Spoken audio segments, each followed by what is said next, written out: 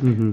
Okay, so he says, Ache Inyan hu, but the Inyan is the Yine ha'or hu bechinas ha'or levad. That the or is a ha'or, is only a ha'ora. She'ein boi min ha'etzem. It does not have from the etzem. Mm-hmm. Mm-hmm. The al shem zeh nikra or. And because of that, it's called or. It doesn't have an etzem. Yukiyadua, a hefresh bein or v'shefa, is known the difference between or and shefa. The shefa hu ha'etzem nimshach. What is shefa exactly? Shefa means like a flow. A flow. Okay. That the shefa is that the etzem is drawn. Ukamoi shifas mayim, like shifas mayim, a flow of water. Harimuhus hamayim nimshachim mimakim lamakim. That with the shifas mayim, the actual water is what's flowing from place to place.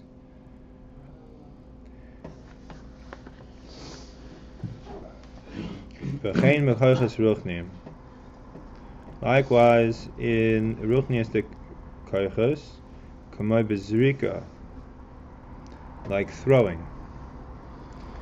Hare nimshach koyach mamish mehayad el ha'even shenoisai l'maylo.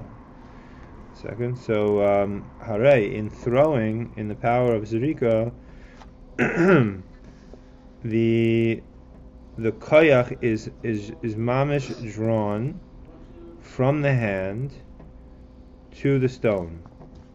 Shenoisa l'mayla hepach tivai. So the koyach from the hand goes into the stone. Shenoisa, that it carries it upwards, which is the opposite of its nature. So the stone is being lifted, being thrown by the actual koyach of the yad, to the point where if a person would do this several times, he would get tired. Why? Because he's using the etzem of his koyach is being transformed into to the stone, is being nimshach and drawn to the stone, and that is what is affecting the stone. I think Rabbi, which would be different than if he, let's say, tried to want the stone to fly. It wouldn't work. That would not be the etzem of the person, but the etzem is coming from his koyach.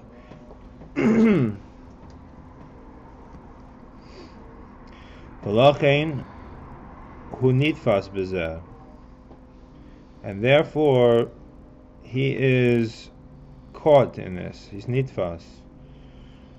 Second, yeah. Oh, shenitfas. He's captured by this. He's captured by this. She'eno yachal la'asos malacha acheres be'es hazrika. That he's not able to do another malacha at the time of the throwing, because the throwing captures his etzem. Right. I wasn't here for this, so if you he around either the line before this one, he spent part of Thursday night shir pointing out that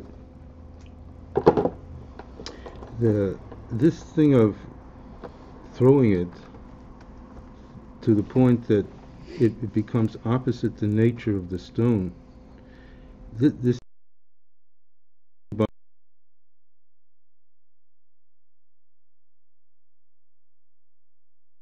kicked it went up doesn't part something opposite the nature of the stone. It's really an idle point that the human being is the one that can do something that becomes opposite the nature of the stone, even though the same action takes place. I think maybe even to the point that if the human being kicked it randomly, without a focused attention to it wouldn't be opposite its nature. It would be, or it would not be. It needs the intention of the human being to make it opposite the nature of the stone.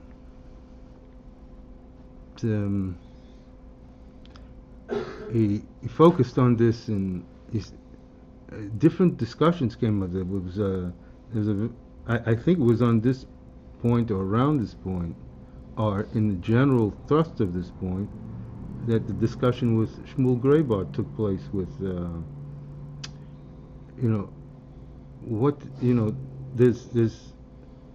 there's action and reaction. Why are we giving this?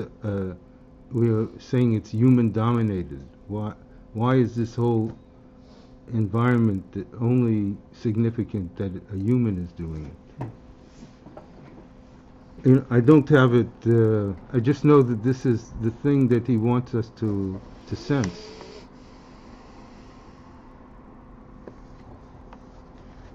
So the human, it's to be able to affect something that it should be opposite its nature is a human quality. It could be maybe because only the human being nature has any significance to it. No, a monkey could throw a stone also. Yes. But that would not be.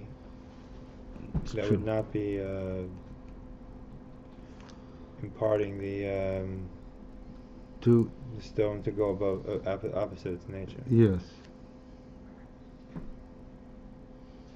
In other words, you guys are saying that although here from inside seems to be the thrust of this point seems. What he's saying here is to point out how stone goes against its nature, which shows us that actual koyach transferred into it. That's a proof. So you're saying that Paltiel taught in the shir that there's more subtle point on top of it. That although physically speaking, animal also could imbue like an animate object with the strength to move certain direction, which is against its nature physically. Mm-hmm. But he's saying that significance of that particular action done by human hands has a different meaning. Human hands with the focus. With his. That's what you're trying to say. Yeah. Yeah. This is a lot he's trying to bring us to this sense. He said, in this discussion with Shmuel Graybar, Rabbi Paltiel pointed out, this is the whole. This is what Torah brings to us. Almost like we're the ones that maybe rule this point in the world of nature, opposite the nature. I don't know if it's similar to, but before Adam Rishon was brought into the world, everything was there. Animals were living. Everything was growing. I'm just thinking, in other words, when we've talked in the past about the person's koyach of movement, we say that the koyach is not created at the time that he wants to do something. But the koyach is always there. And the koyach represents a human desire, like he wants, like a person, it's not merely just functional, like he has to do something, so therefore he has a koyach to be able to move it. When a person walks, it's not just the mechanical movement of walking, he's actually going somewhere. A human koyach means that there's an intention behind it. So even a human zrika, that there's a purpose to it, there's an intention to it. And this is something that's completely beyond a stone. The idea that you're infusing it, you're moving it, and it's not just a mechanical movement that you're throwing the stone, but it's a movement with purpose behind it. That purpose Maybe, I don't know. I think this is the dimension of the dimension in the world of how significant the rotzon of the nefesh is. The rotzon that brought the hand to do the act, which we know that act is a reflection of the soul, and the only the human being can give it this truth-oriented environment. Even the mindless human being doesn't bring about this. It has to be the human being that's in touch with his soul. This is why the koyach is connected all the way up to the etzem. In other words, it's really a shefa from min ha'etzem, when it is including of the ratzon, and maybe this is okay. It's a rich point. This is what he's doing here. He's stopping on phrases, and he's like, it's like these photographic shops where they bring in these heavy lights to look at a phrase. Okay. V'chein. Likewise, hu b'shefes ha-seichel, in the shefa of seichel, the imparting of seichel, shamashpia nitvas ba'hashpa, that the mashpia is captured in the hashpa, share eino nishba memela. He doesn't just give over seichel automatically. Ki'im hu mutrad lahashpia. So rather he mutrad. He's torad. He's preoccupied to be mashpia. V'gam mugdar b'zeh. And likewise, he is he's limited. He's put into a gather, a boundary in this. Hainu, meaning nimshach guf ha'aras sichlei, because he is drawing down the guf, the body, the the substance of the ha'ara of his seichel. B'zeh, in this. It's. I wasn't here for all these conversations. So now it's not only throwing that's being coming from the etzem and capturing min ha'etzem, but seichel also is considered a shefa min ha'etzem. Isn't it you guys simply speaking, you guys are saying here that you're focusing on the fact that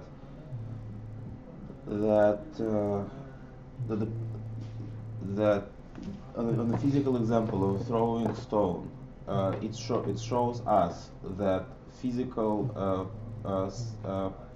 koyach, physical ability of person of movement is involved in it, and that's why he's imbuing of himself in it, and he's involved in it at that time. That's why he's bothered and can't do anything else. So too, seichel as well works the same way, because it's a substance, as you said, of the and person involves in gives over of a substance. So there is less of a substance. Meaning he can't do other things. Meanwhile, meaning he has a less, and so he's involved in it. So that's indicative of a shefa. As he finishes of the hul. Now he's going to say avol oyer is different. Right. Oh, we didn't get that far. We didn't get that far? Oh. No. Wow. No, we stopped right there. And this is... Yeah. What was some of the points that he made about this goof? I remember the goof ha'aras sichlei. Right. So he brought them... I asked him Friday night, before davening started. What did he brought an example of...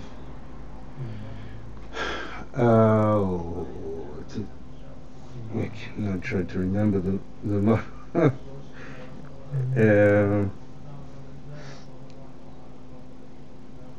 can't remember the mashal that he explained.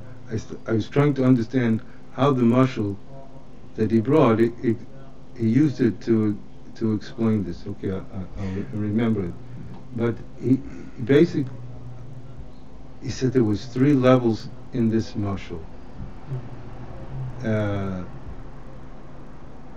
And it had to do with seichel on 3 different levels. There's a level of seichel that it's not significant seichel. We just offer an explanation for something that doesn't really touch very much below the surface. Then there's a part of the seichel that's offered that this is the Rav. The Rav has 3 levels of seichel that are considered in his transferring of the seichel to the Talmud. It's his own engagement with the truth. How he understands himself. Yes. Then there's that which is, I think he called it a universal statement, where his own truth has a point within it that can be transferred to outside of himself. It's not the truth as he experienced it. Universal truth. But it's universal, and I guess in the sense that it can be applied. Other people can understand it. In other words, it's not just personal to the Rav at that point, because when you understand something in your seichel, the understanding a lot of times depends on your etzem. It depends on being in your seichel, but then putting it in a context where it's universally understood. And then there's the lesser dimension of the seichel, where it's just it's an explanation, but it doesn't have a depth, but it's just to satisfy an answer to a question or something? Yeah, it's almost like this. So I asked him, what does the word goof bring to this whole discussion? What's it telling us? He said goof has another meaning. When in the Torah, when goof is used, it means self. And this is I guess that's the part of the truth that is transferred, and I think that's the universal part. The goof is the universal part of the truth. How does that connect to self?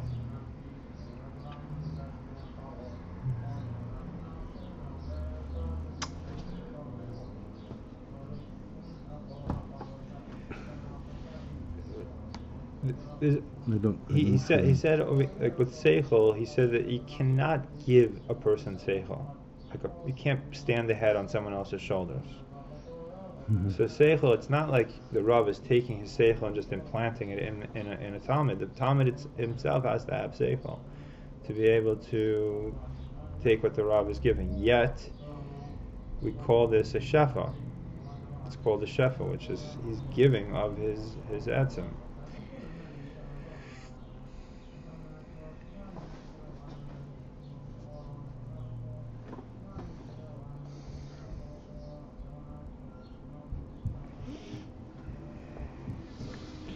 You're saying that's what goof satisfies? No, I'm saying I know that's this is like around the goof ha'aras seichel. Well, I mean the question something different, yeah. The question arises. He made the question very strong because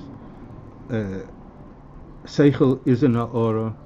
It is a ha'ara, right? Yes. Seichel we say is a ha'ara. And then we're talking about an ha'aras of that seichel itself. which is also, on the level of or. So what? Right? Why do we call it a shefa?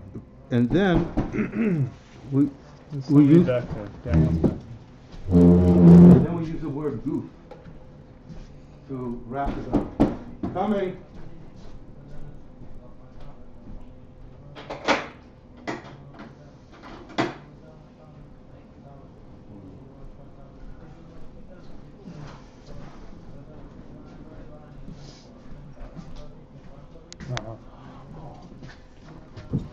In any case, I think it's time. Okay.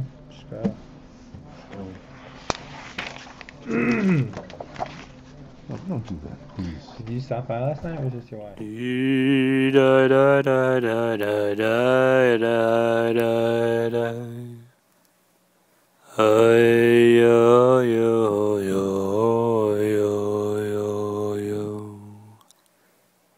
Oh